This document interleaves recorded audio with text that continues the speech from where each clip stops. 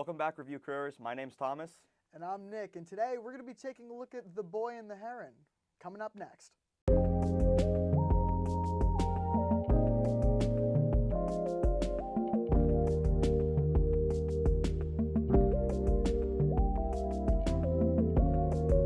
Before we get to the synopsis, I do just want to warn everyone that we will be doing spoilers for this movie. With all that being said, let's jump into the synopsis. Mahito, a 12-year-old boy, his mom dies in a hospital fire in Tokyo during the Pacific War, during World War II, which leads him and his father to move away to the countryside, where his father marries Mahito's aunt. And one day, Mahito witnesses his aunt walking into the woods nearby her house, and he goes to follow her, and there's a heron that kind of guides him on this journey, and he enters a new world where there are weird creatures, weird monsters. The laws of nature don't really apply. The space-time is kind of bended there, and he goes on a self-exploration journey of loss and moving towards the future and learning to live with himself. With all that being said, Nick, what are your first impressions of The Boy and the Heron? So I think that this movie, kind of perfectly met my expectations of it, which is a great thing. This movie was billed as Miyazaki's final movie, because he's really starting to get up there in age, so that was definitely understandable. And this perfectly encapsulates what you want in a Miyazaki movie. It was beautiful.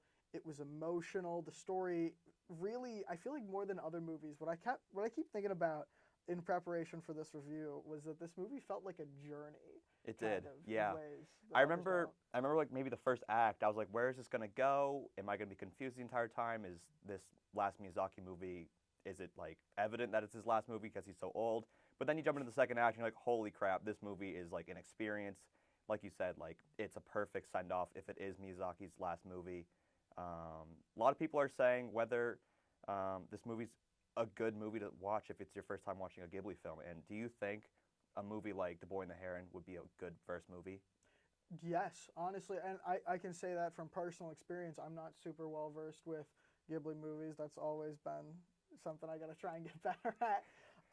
But I think I still perfectly enjoyed this movie. I think as much as probably anyone else would.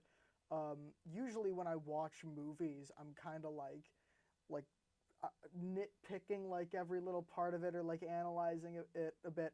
But at some point, 20, 30 minutes into this movie, when things like reality starts to unravel a little bit, when boy meets heron, I kind of just I just said screw it, and I just completely let myself be lost. Yeah, you join the world of The Boy and the Heron, yeah, which is such a good time to just sit back and enjoy it. You go from the real world, and then you jump into this fantastical, mythical world where there are little snowball puff boys who are spirits of unborn children who are ascending into the heavens to become newborn babies in the real world. There's a talking heron that's actually not a heron, it's a yokai, which means that he is a spirit which is infused with a man and an animal. Oh my gosh, I just love this movie. I'm sorry. Let's talk about animation, because Yes. It is a Miyazaki film, it is an animation film. I think it'd be a sin to not talk about what this movie looks like. Yeah. And I really think that this animation was beautiful. I've always loved animated films, and this film is top-notch in terms of animation and style. Yeah, I totally agree. I feel like a recent trend in animated movies, you see this with Puss in Boots last year, and the Spider-Verse movies is to animate on 2s or 3s, so the animation looks a bit more rigid, which I love that style, but it watching those movies, it almost tripped me up just seeing how fluid the animation was. It was real life, but better. Yeah. It was crazy. This movie looks unbelievably beautiful, especially towards the end of the movie where they're in what did they call that world at the end with it's ruled by the king of the parakeets, voiced by Dave Bautista, by the way, and he does a great job, which threw me for a loop. I didn't know he was even going to be in the movie, Me but neither. the sky in that, it's all stars, and it's the most beautiful thing. Yeah. It's really like every frame in that movie is like a painting in its own right. It's so beautiful. There's not a moment in the movie where it looks jarring in a bad way. There's times where I'm like, whoa, how do they do that? But like you said, it's just a painting at every moment, and I'm so glad I was able to experience this on the giant movie screen that I watched it Yes. on. We watched this on the biggest screen you could ever imagine. It was like maybe even bigger than an IMAX screen. It was huge, and it was so worth it. I think, like, in terms of the animation, one of my favorite parts about the movie was how weird some of the stuff was. Like, whenever the Heron transformed into, like, the stout, angry little man, it was really, like, visceral, and they showed the transformation, at least at the beginning, the first couple times that it happened, it would take, like, a full minute. Yeah. And it was so gross. Like, you'd see his teeth come out and, like, replace the beak and His big stuff, nose, and like his big red nose. They kind of tease it at the beginning of the movie by showing the nose and the teeth pop out from under the beak, and you're like, oh, what's that? It, like, drives the mystery forward. Yeah. I just loved, like, how weird all of that looked. And that Heron, how about you tell us who voiced that Heron? So, at least in the dub, which is the version that we watched, Robert Pattinson voiced the Heron, and I don't think you could ever get a better voice acting performance from like a big Hollywood movie star. He put his soul into this role. Like, you could not tell that it was Robert Pattinson at times.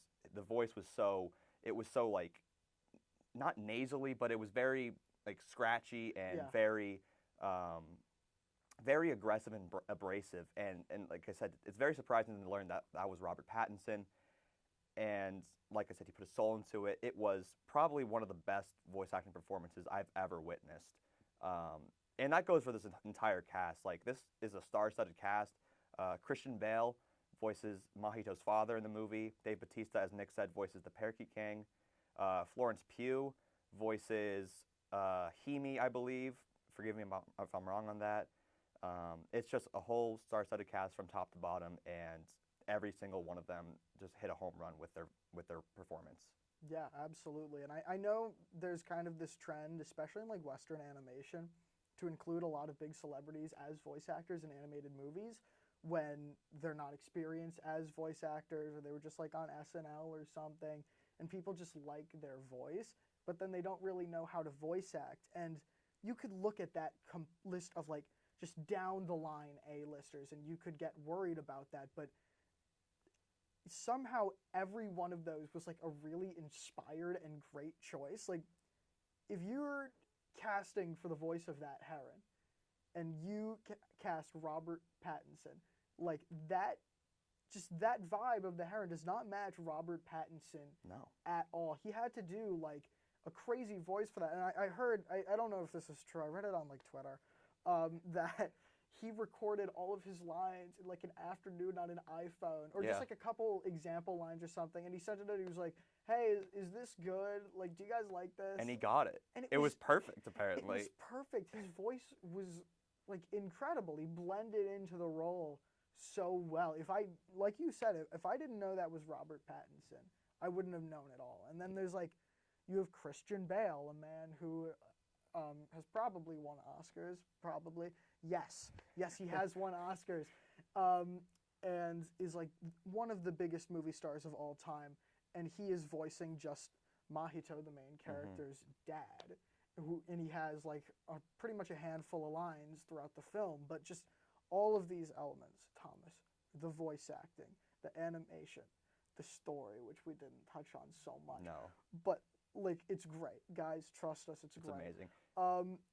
And the themes, all of that considered, what would you give The Boy and the Heron? As soon as I walked out of the theater, I gave it a 10 on Letterboxd. I can't really see a reason why I would ever lower my score. If I can go up to an 11, I would. I give this movie a 10 out of 10. My favorite movie of 2023, a top 5 Miyazaki film for me. What would you give this movie? Okay, personally, this is just because it's like my own kind of stupid rule. I don't give things 10 out of 10s a lot of the time, but this movie was absolutely incredible. I enjoyed every second of it. It was just like totally a journey that you could get lost in, like I said earlier, and it brought it in every single way. And if this does end up being Miyazaki's final film, then me personally, I'm totally fine with that. I'm going to give this movie a 9 out of 10. And that's the review for The Boy and the Heron. We'll see you next time.